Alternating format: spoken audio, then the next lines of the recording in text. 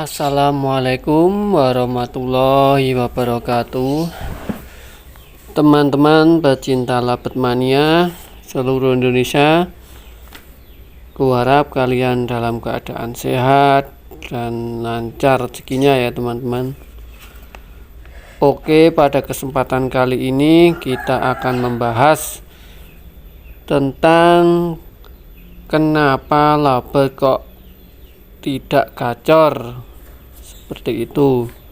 Mungkin kita sebagai perawat labet juga agak kesal ataupun menerka-nerka ya teman-teman, bahwa kenapa kok labet kok tidak gacor. Mungkin sudah dirawat setahun, 2 tahun ataupun 4 tahun seperti itu. Nah, mungkin sebagai perawat juga kita ya gimana lah caranya untuk menggacorkan labet. Nah, mungkin saya sampaikan 4 ataupun 5 kenapa kok alasan labet kok tidak gacor seperti itu. Oke, langsung saja. Mungkin yang pertama itu adalah salah pemilihan bahan teman-teman. Kenapa saya katakan salah pemilihan bahan? Mungkin teman-teman pemilihan bahan itu sangat penting ataupun hal dasar untuk mencetak ngekek panjang ataupun labet konslet. Mungkin saya sarankan untuk pemilihan bahan itu ya sudah ada terahnya ngekek panjang atau sudah kepantong ngekek panjang tanpa diapa-apain. Seperti itu ya teman-teman, entah itu pautnya, dewasanya itu minimal lah teman-teman, itu ngekeknya 30 detik seperti itu. Kalaupun di bawah itu aku yakin itu hanya sebagai latah saja. Kalaupun 30 detik, udah 30 detik kita beli bahan, nah itu kesananya kita enak teman-teman. Karena apa? Logikanya gini teman-teman, kalaupun misal ada orang yang hobinya melukis dipaksa menari gitu kan, ataupun dipaksa menyanyi kan juga tidak bisa. Ya bisa, tapi kan juga cuma bisa-bisanan. Kecuali kalau ada bakat. Nah walaupun tidak latihan ataupun tidak sekolah, itu juga suaranya itu tetap khas, tetap bisa nyanyi seperti itu dengan indah kan kalau gitu teman-teman. Oke, yang pertama adalah salah pemilihan bahan. Kemudian yang kedua, makanan kurang vitamin atau bervariasi seperti itu. Mungkin teman-teman kita tahu bahwa ada orang yang merawat labet mungkin dikasih makan cuma kenari set terus ataupun millet putih terus, tidak ada variasinya ya.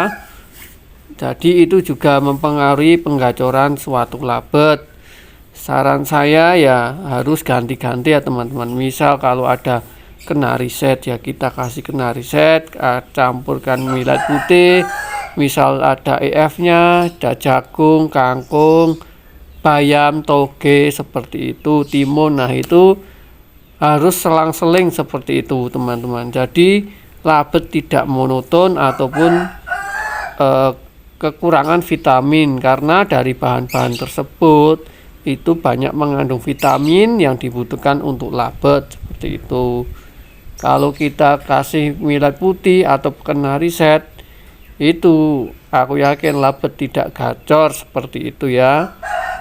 Ya umpamanya kita lah manusia, kalau kita makan nasi terus kan juga bosen. Seperti itu kan, harus ada lauknya seperti tempe, tahu kayak gitu ya teman-teman. Kemudian yang ketiga yaitu tidak ada teman ataupun tidak ada untulan seperti itu. Saya sarankan bagi teman-teman yang memelihara labet, minimal itu di rumah ada 2 labet. Biar apa ya, biar tidak saut-sautan maksud saya, satu di depan satu di belakang seperti itu. Kalaupun sendiri ya kalau gacor tapi tidak ada saatnya suatu saat itu labet diem saja ya teman-teman, kayak gitu. Beda kalau ada temannya ataupun untulannya, seperti itu. Nah, untuk yang keempat itu menurut saya labet belum jinak ataupun masih takut pada orang. Jadi logikanya gini teman-teman, kalaupun udah labet udah gacor, udah ngekek, kalaupun takut orang kan dia juga kepo, seperti itu ya. Jadi labet harus dijinakkan dulu dengan cara ya mandi, interaksinya lebih intens lagi ke labet, seperti itu. Terus yang terakhir, yang kelima adalah kurang perawatan. Kurang perawatan di sini maksud saya labet dibiarkan saja, tidak dijemur, tidak dibersihkan kotorannya, seperti itu. Oke, mungkin itu ya teman-teman 5 poinnya, cukup sekian. Mudah-mudahan membantu. Akhirul kalam, wassalamualaikum warahmatullahi wabarakatuh.